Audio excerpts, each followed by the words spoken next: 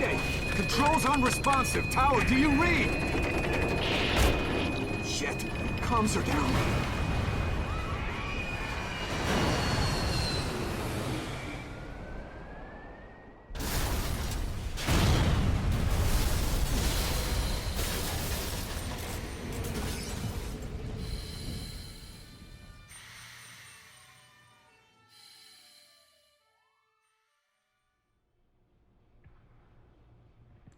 Oh no, not me. I never lost control. You're face to face with the man who sold the world. Those words are from David Bowie's The Man Who Sold the World, which you hear being covered by Midge Ure over the radio as you lie in a hospital bed.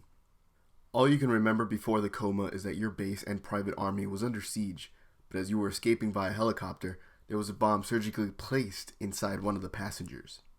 The blur that is your vision slowly comes in and out of focus as you continuously lose and regain your consciousness. Weeks pass by until you regain a sense of stability, only for the doctor to tell you that it's been 9 years since you first went into a coma. After this bombshell, the doctor reveals that you've lost your arm and there is still shrapnel inside of you, one prominently protruding from your skull.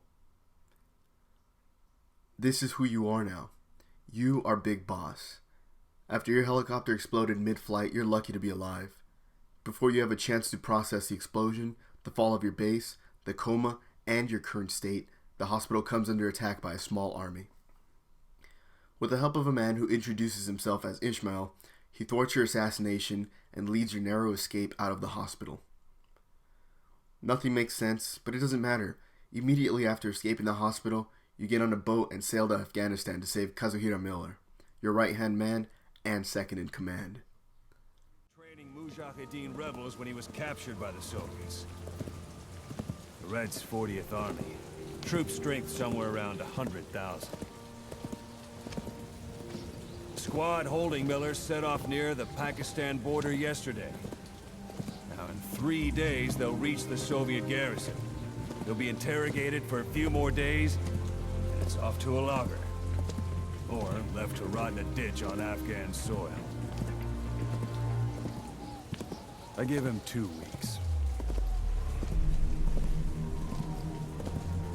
The job didn't mean anything to Miller. He only took it on to keep you safe.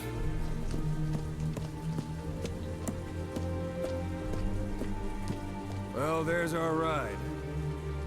It's a whaling ship. Had a pretty good deal on her once the IWC started raising a stink. Now it's 7 days to Port Qasim, another 3 overland. So we won't have much time once we're there. Don't take too long getting used to your new self. Hang on. Ha!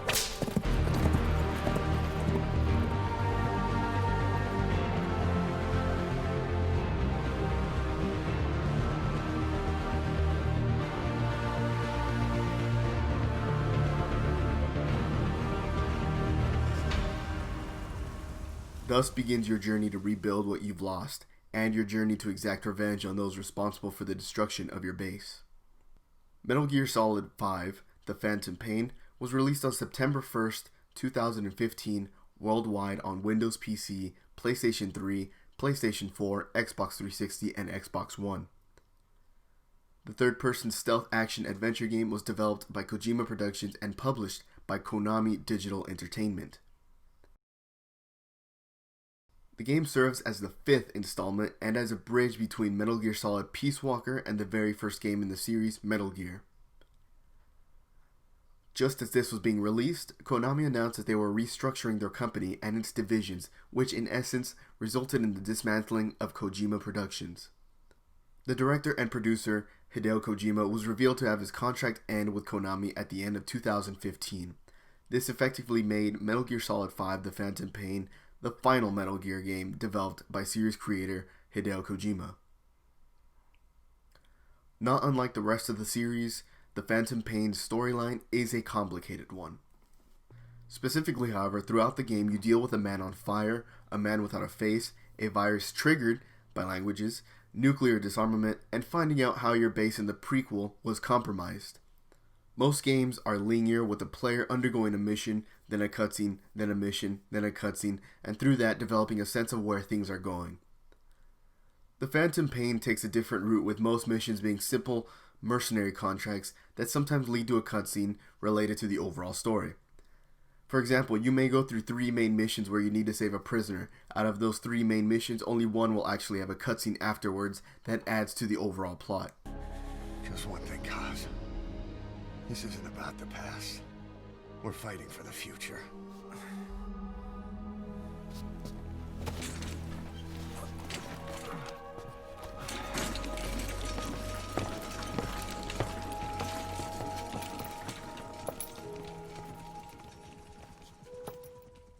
Most of the exposition lies in the cassette tapes that you acquire as the game progresses. These tapes give explanations behind the setting, like why Afghanistan is filled with Russians, characters, like who Skullface is, and plot points, like what the significance is of that yellow cake you took from an enemy convoy. This is an interesting way to tell a story because it gives players the freedom to listen to those tapes whenever they feel like it, whether it be while you're sat in a helicopter between missions or while you're scouting an enemy camp. This method of delivering a story is completely different from last installments, like in Metal Gear Solid 4, where cutscenes sometimes ran longer than an episode of Courage the Cowardly Dog. That being said, those tapes may only be 2 minutes at most. With everything going on, you may find them piling up, and knowing Metal Gear's attention to minute details, it feels impossible to listen to them while you're doing missions. In the end of my first run, I found myself sat in a helicopter for half an hour at a time, just listening to the tapes. Rather than explain and hold your hand, cutscenes in The Phantom Pain serve to connect you to the next big plot moment rather than transition. Consider it like this. A meets B, A marries B, A and B have children, A and B die. So in this context, that's the cutscenes. How did A meet B though? What led to their marriage? Who is A and B? That's the cassette tapes.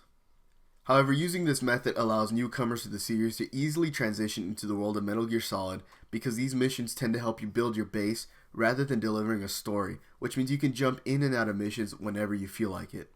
The story is fairly simple and linear, with Big Boss rebuilding his base and going after those responsible. However, before you woke up and you were in your coma, those responsible were working on far bigger plans. So not only does the player have to find the person responsible and make them pay, they also have to stop their plans that can have catastrophic results. All of this is discussed seriously, naturally, and should be applauded for not being exploitative. But it seems as if for every time there is a grim moment in The Phantom Pain, there is a ridiculous scene that quickly rips you out of the immersion. Seeing child soldiers offer you diamonds for their lives is emotionally gripping, but then you see a child fly off into the sunset and the protagonist basically shrug it off, and you can't help but laugh incredulously. While to newcomers it may be off-putting, to most Metal Gear fans, this is the charm and they consider it the norm. In a way, it's like how most people feel about 80s movies. Nobody is expecting an Academy Award-winning movie, and by almost all standards, it's over-the-top bad, but that's the charm and that's why we love them. The game has its own story in the sense that you don't really need to play the previous Metal Gear installments, but because this also takes place between 2 other installments, there are a few components that feel forced because it has to connect the series together. Those components are all mostly characters. An example of this is the Star Wars series. Episode 4, 5, and 6 were made first, and then the creator George Lucas decided to make prequels. With episode 1 and 2, he had free room and somewhat a blank slate, but with episode 3 he had to lead into episode 4 and had no choice but to make it's not only its own movie, but jam-pack it so the prequels connected to the original trilogy. Looking past the quality of either the Metal Gear games or the Star Wars series, both have components that simply feel forced and have no real conclusion because both put their hopes into the next installment. Eli, who is supposed to be Liquid Snake, the antagonist of Metal Gear Solid, literally runs off into the sunset with a giant bipedal weapon. Eli is 12 years old in the events of Metal Gear Solid 5: The Phantom Pain. The next time we see him, he's 33 years old in the events of Metal Gear Solid. The inclusion of Liquid Snake in this game could have been easily removed. Liquid Snake is a clone of Big Boss and serves as the antagonist in Metal Gear Solid. In The Phantom Pain, he's an angry child that then literally rides off into the sunset without any conclusion. On the plus side, it's a nice cameo for fans of the series and adds gameplay and perhaps some drama here and there. On the con side, he's a child here and an adult in Metal Gear Solid 1. It's not really a bridge if there's about 20 to 30 years unaccounted for. It would be as if Anakin Skywalker's last scene in the prequel trilogy was his first encounter with Qui-Gon Jinn, and then we jump to Darth Vader in Episode 4. It's great to see a beloved character in a different and younger stage in his life, but if you're not going to give a proper reason for why this kid became this way, then it's just going to feel forced. Sometimes less is more. Being an angry little shit at 12 years old doesn't explain why he would threaten the world with a nuclear weapon 20 years later. If he somehow ran away on his own, it could easily be written off, but he ran away with a giant bipedal mecha that isn't later explained. This is not something to leave as is. The same can be said for Kazuhiro Miller, your right-hand man. Surprisingly, for his last major game role, he has no conclusion. In this game, he simply serves as a manager for Big Boss. He gets you the contacts, the contracts, he takes care of your base while you're gone, and he gives you information while you're out on the battlefield. Although his character development is definitely there, his conclusion is awfully lazy. For a man who supports Big Boss throughout a series of events, for him to simply pledge support elsewhere at the end just for his character to make sense in Metal Gear is just lazy. Revolver Ocelot, who is a major character in the Metal Gear Solid series, suffers the same fate. For a complicated man who plays both sides in previous installments, in this one, he's merely in the background training your soldiers on base and gives you tips and tricks. Like Miller, to connect him to his next appearance, he merely pledges his support for a certain character and that's it. Why did Miller support this character in Metal Gear 2? Well, because of the one line he says at the end of this game. Why did Revolver Ocelot support this character in Metal Gear Solid 1? Because of this one line he says at the end of this game.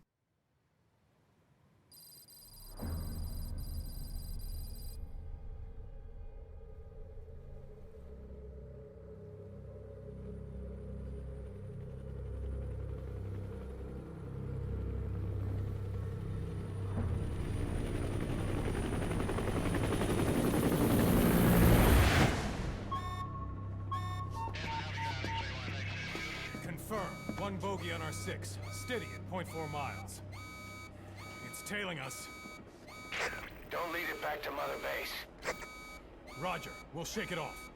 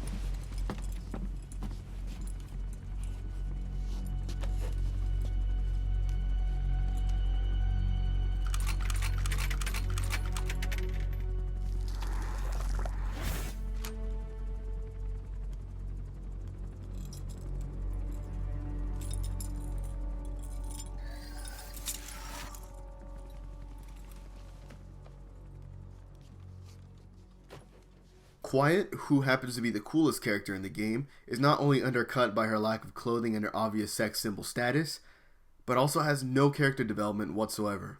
She's this supernatural sniper that serves as a mirror to the idea of Big Boss after Metal Gear Solid 3 as a wandering hero with no home, and because she doesn't exist in any of the games after this, she also literally wanders off into the sunset with no conclusion for her character. Skullface, one of the game's antagonists, has some decent character development in his tragedies that include Germany taking over his country during World War II, the Soviet Union taking over his country during the Cold War, and the Allied forces bombing a factory where his parents and him were working, and then subsequently got trampled during the bombing, leading to his face being disfigured. The Man on Fire is another antagonist that has no backstory besides him being fueled by revenge. The Man on Fire is another antagonist that has no backstory besides him being fueled by revenge. Believe it or not, that is not the problem. The problem is that it forces you to go back and look at Metal Gear Solid 3 to truly understand who the Man on Fire really is and why exactly he's so angry. Surprisingly, in where these characters lack development, their motivations are clear.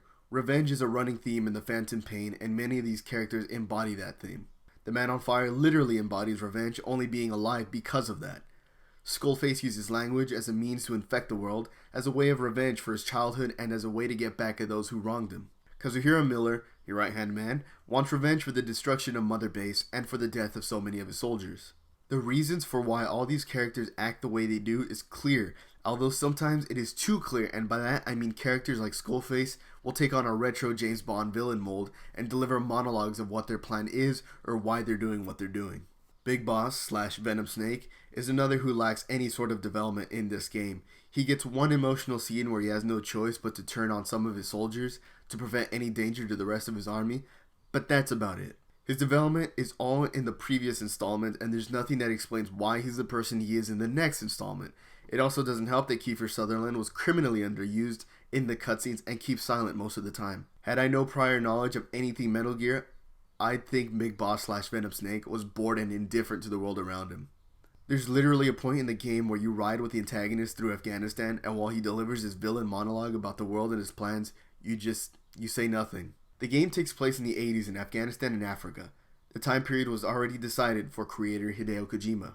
If the last game took place between the 70s and the next game takes place in the 90s, your time period is chosen and forced upon you. However, this time period makes less sense when there is technology that is beyond comprehension even for a Metal Gear game. Sahelanthropus itself doesn't make for a believable 1980s, but that isn't the problem. You're supposed to suspend belief for video games. What bothers me is that this machine is more versatile than its future counterparts with its humanoid design. It's a small nitpick, but worth mentioning. More specifically, some of Snake's equipment pushes the limits even in its own timeline. Added for gameplay, but nothing else, the invisible camouflage device. I get that it says it's a prototype, but why is it even there in the first place?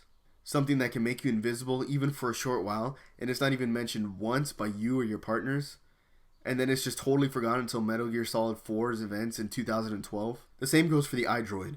This advanced piece of technology plays tapes, has a map that pops up as a hologram, tells you where enemies are, has a radio, and if connected to your helicopter, it becomes a command center in the palm of your hand. This is a great gameplay feature, but you're telling me that after this technology is just forgotten about? Those things were added to enhance the experience of the Phantom Pain, and it does it well, but for an installment in a series that is so detail-oriented, it's mind-boggling. Of all the technology in the Phantom Pain and in the Metal Gear series alone, I'm surprised Quiet doesn't have a suit that allows her to breathe. The same feeling extends to the game as a whole. The gameplay is damn near flawless, while the story element is unfinished and unpolished. Moving away from the story for a bit and focusing on the gameplay alone, the Phantom Pain is an absolute diamond. Kojima has been widely known for pushing the limits of the system he's working on, the engine, and his team. That determination is shown right off the bat in the Phantom Pain. The visuals are beautiful and ahead of their time. They will remain beautiful for years to come, whereas there are already games on the PS4 that are showing their age. Everything was meticulously designed, from the weapons to the villages. For all the games that boast an open world and freedom, this one actually gives you the possibilities to complete a mission however you want. The assets may seem copy and paste, but these are villages in Afghanistan, so housing would be simple and repetitive. It's actually the location of these assets or structures that is worth noting. To achieve the level of freedom that this game offers, these assets, structures, mountains, bushes, fences, All of these were specifically placed by the developers. You could not achieve what the Phantom Pain did by simply and randomly putting things wherever you felt like or wherever you felt was aesthetically pleasing. Everything that has been placed into this world has a potential use. The level design of the Phantom Pain is nothing short of brilliance. Another aspect of the freedom to completing a mission however you want is your equipment. What you bring on a mission is completely up to you, whether you go completely unarmed or as a fully equipped one-man army. Through an RPG element, you can pick and choose what weapons to develop and what to take with you on missions. Don't want weapons? Focus development on boxes, camos, and decoys. Not a killer? Focus development on tranquilizers and stun weapons. Are you an anarchist? Focus development on C4, grenades, rocket launchers, and more power attachments for your helicopter. However, because there is no difficulty setting, this freedom is tested in numerous ways. Perhaps you choose the stealth route and scout from afar. In doing so, you might not be seen from the camp or base you're scouting, but a random animal may randomly attack you. An enemy truck may drive by, or a sandstorm may make the effort pointless. Regardless of your approach, enemies will also adapt to your techniques. If you normally go for headshots, expect helmets. If you normally blast your way through, expect more body armor and a bigger enemy arsenal. So you're free to play the game in one way, but enemies will adapt to you. Although you have that freedom, the game challenges you to try different things. Fortunately, the game never feels extremely difficult. It always feels just right, and in the end, with such adaptations and challenges and ongoing developments, it doesn't just feel like an achievement when you complete a mission, it feels like a proper victory. All this, however, would not be possible without the most crucial element of any video game, the controls. The rest of the game can be back and forth and argued as either a good thing or a bad thing, but the controls are undoubtedly the highest point of the Phantom Pain and universally critically acclaimed, and one could even argue that they are the best in the industry or genre to date. They are tight, they are responsive, they allow the freedom the developers intended. It is impressive how much you can do on a PS4 controller. In different situations, buttons do different things. Every time, these actions are relevant to the situation as well. When you're lost, L1 will give you an update on the situation. When you're scouting an area and focused on an object, that button will have someone give you intel related to that object. When you perform a CQC hold on an enemy, that button will give you a series of interrogative questions. That's one button. Put that into perspective. One button gives you 3 options in a game that is constantly evolving in some shape or form. The possibilities are endless. I once completed a mission in total stealth, and as I was running towards my extraction helicopter, wolves attacked me out of nowhere. I once ran out of ammo, and so I created a distraction by blowing something up on one side of a power plant, and I snuck my way through the posts that the guards abandoned. There was a compound filled with enemies, and rather than scout the compound where numerous enemies were going inside and out, I used my sniper rifle to draw them all out of hiding, and then called in an aerial assault to clean up as much of the area as I could. That's the gameplay. There is nothing else quite like it, and it's in a class of its own. In addition to the gameplay, the game also has an RPG side to it, where you can run Mother Base. The main basis of the Phantom Pain is rebuilding what you lost, and I'm glad the game allows you to take part in that. Most of this is done through your iDroid in between missions in your helicopter. Mother Base is divided into several divisions: Combat Unit, Support Unit, Medic Unit, Basic Unit, and the Research and Development Unit. As you extract people from the battlefield, or as volunteers come in and fight for you, you can let the game automatically sort them into these divisions, or you can do it yourself. Each unit has its perks. Research and Development Unit develops your equipment. The Support Unit translates enemy dialogue in real time and can give you enemy predicted field of movements. Your Combat Unit can be sent out on missions that earn you revenue or disrupt shipment of enemy materials like helmets, which have an effect on your gameplay. These divisions are not merely for show, and you are rewarded for helping build and organize your Mother Base. As you expand your base, it'll show when you visit. You can run around the one platform when you first start out, but sooner or later, you'll find yourself driving miles between platforms.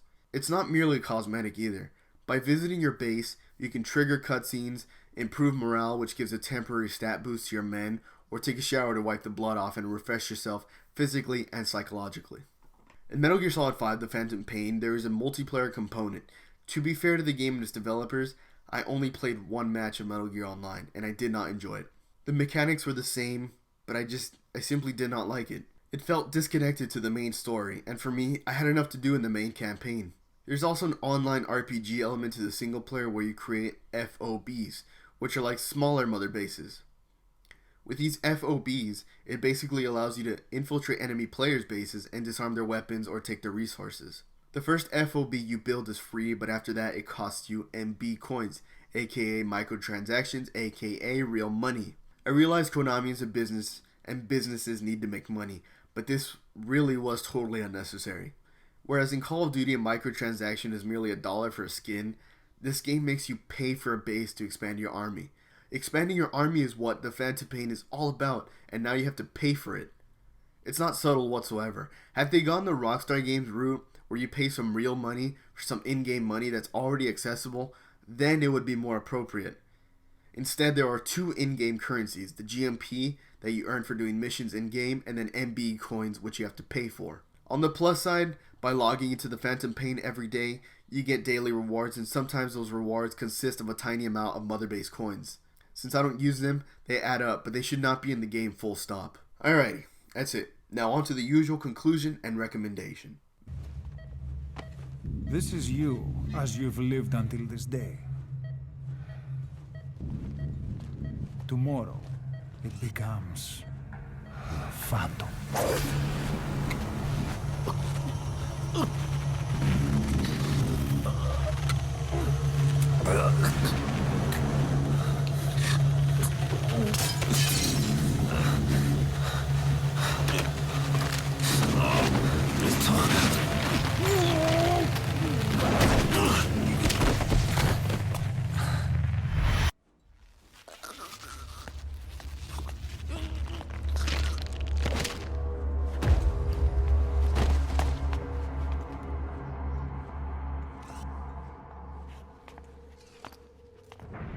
Metal Gear Solid 5 The Phantom Pain will go down in history as one of the greatest games of all time, and rightly so. As of 2016, the visuals are remarkable, and in my 2 playthroughs, I've had no issues with it. No frame rate issues, screen tearing, or loading issues. The voice acting by Kiefer Sutherland is criminally underused, but everyone else delivers on a Hollywood level, expressing disappointment, shock, and anger genuinely. We all lost something. What? Except you.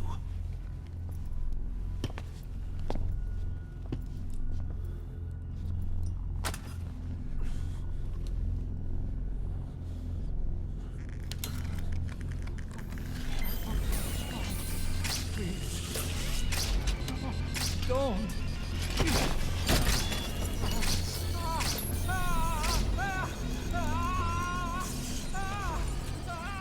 The dark parts of the game are done in good taste and never feel exploitative. The story feels true to the Metal Gear series, but it is undeniable that it is unfinished, with characters literally walking away without explanation. But above all, the gameplay soars. As of writing on November 15th, 2016, I have not yet played a game that has felt more accurate, more tight, and more responsive than The Phantom Pain.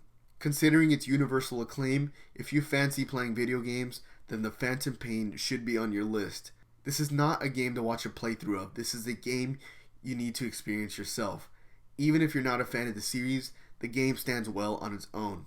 That being said, my score for Metal Gear Solid 5, The Phantom Pain on PS4 is an 8.5 out of 10.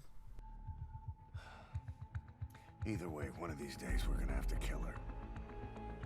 But now is not the time.